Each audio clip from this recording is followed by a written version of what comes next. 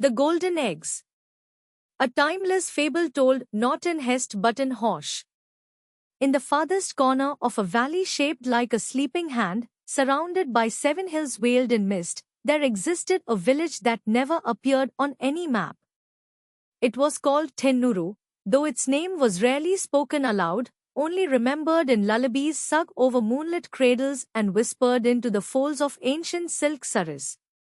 In this village lived a man named Haran, whose presence was as subtle as a shadow at noon.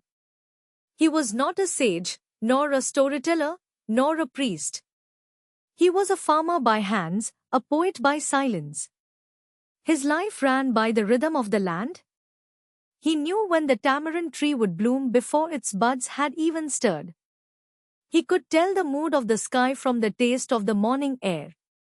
And he walked barefoot, not for humility, but so he could hear the earth speak through his soles. Many seasons ago, a storm arrived, not the kind that lashes roofs or bends trees, but one that slipped in as a fog of grief. His wife, who had sucked to the jasmine and coaxed laughter from vegetables, passed quietly one night. After that, Haran stopped singing. But he didn't stop listening. One winter night, as the wind stung the thatch roofs and the owls forgot to hoot, a traveler arrived, barefoot, wrapped in saffron cloth the color of a fading flame. He bore no luggage, only a satchel of neem leaves and a peculiar goose with feathers like rainlight. "I offer you this creature," said the traveler, "not for comfort, not for wealth, but for remembering." Haran bowed low, but the man was already gone, leaving only footprints that refused to melt in the frost. From that night onward, the goose stayed. She was quiet, observant, not tame, not wild, something in between.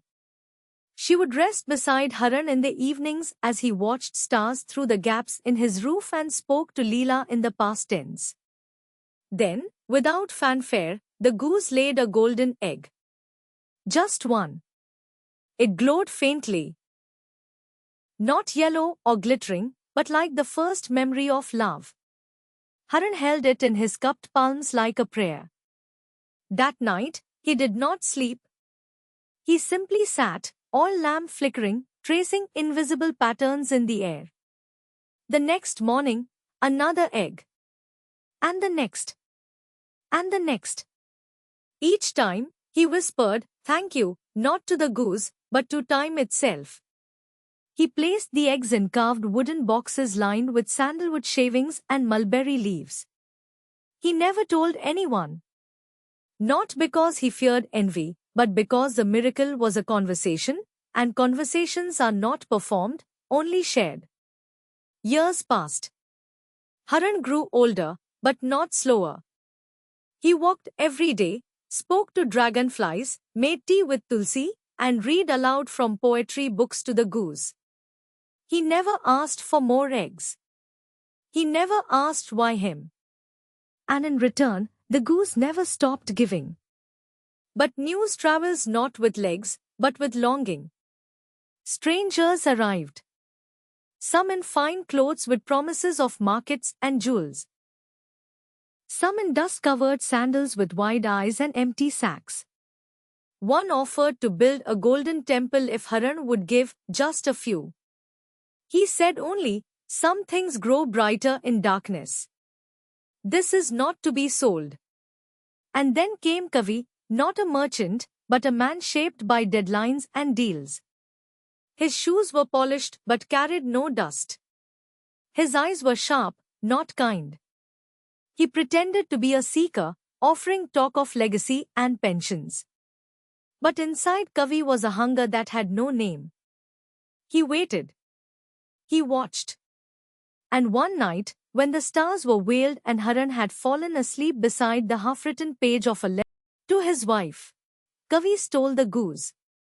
He left behind a single golden feather. Kavi took the goose across cities, through tunnels of steel, into a penthouse full of glass and echoes. He offered her seeds dipped in silver, laid her on cushions woven with thread of gold. But still, only one egg each morning. Enraged, he forced her into a cage gilded in brass, made her lay on cold coins, played her recordings of chirping to stimulate fertility.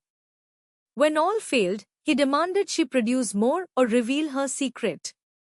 One day, unable to bear the stillness of her gaze, he held a knife. And the silence that followed was not quiet, it was catastrophic. The goose died. Inside her, no eggs, no mechanism, no treasure. Only a tiny stone. Smooth, translucent, warm like the first tear of a child. The stone vanished in his hand. The cage grew cold. And Kavi? He left the world not in death, but in forgetting. His name was erased from ledgers, his voice from recordings. People remembered only a room full of feathers that refused to decay. Back in Thennuru, Haran felt it. He didn't cry. He sang. A song no one had heard before. The next morning, there was no egg. But the box under his bed shimmered. He opened it. The eggs were gone. In their place, jasmine blossoms, a folded letter in his wife's handwriting, and one white feather that pulsed like breath. And so, Haran planted a garden. He taught the village children how to name constellations. He built a sundial that sang when wine passed through it. He gave stories, not warnings. And sometimes, just sometimes, those walking through twilight would see a goose, feathers soft as lullabies, circling the shrine at the hill's edge. It did not land. It did not cry. It simply circled once, as if remembering. Thanks for watching. Please like, share and subscribe. ALP Academy, learn lightly, grow deeply.